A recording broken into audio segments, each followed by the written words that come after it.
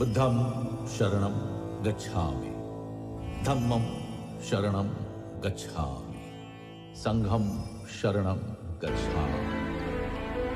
Cosmic event of Mahaparinirvana, but at the same time he is leaving behind the legacy in terms of relics. The term relic derives from a Latin term meaning remains. जिन्होंने बुद्ध को रूबरू नहीं देखा था, उन सब के लिए बुद्ध के अवशेष बुद्ध से कम नहीं थे. Buddha came at a time when India was facing lot of challenges. अब ये तो तय है कि बुद्ध का महापरिनिर्वाण होगा. कि वो स्वयं कहते हैं कि मैं चाहूं तो अनंत काल तक जी सकता हूं. रेलिक्स थे, उसको कलेक्ट करके एक जार में कुशीनगर के लोगों ने रखा. बुद्ध अपने समय के क्रांतिकारी थे और उनकी क्रांति इतनी बड़ी थी कि आज भी वो मनुष्यता को प्रभावित कर रहा है. It's an inspirational story.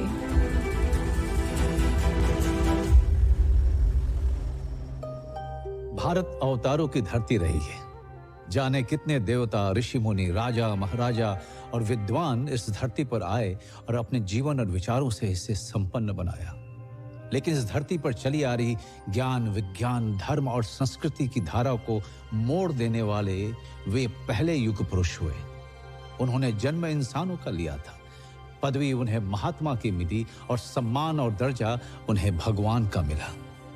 जी हाँ, सही समझे आप, मैं महात्मा बुद्ध की बात कर रहा हूं.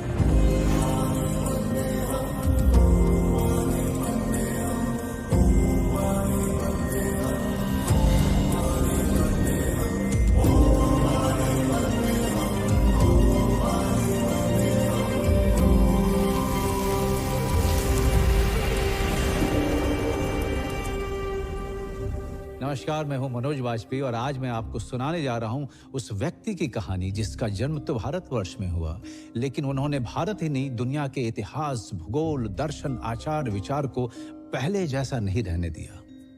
महात्मा बुद्ध ज्ञान और विचार की ऐसी मशाल बन के उभरे कि सिर्फ भारत तक सीमित नहीं रहे. उनके विचार पहले लोगों के लिए जीने का तरीका बना, फिर मत और फिर वो धर्म बनकर दुनिया भर में फैल गया. Extraordinary circumstances which is challenging the society, there comes an extraordinary personality who gives a new direction to the society and history is created. Buddha came at a time when India was facing lot of challenges.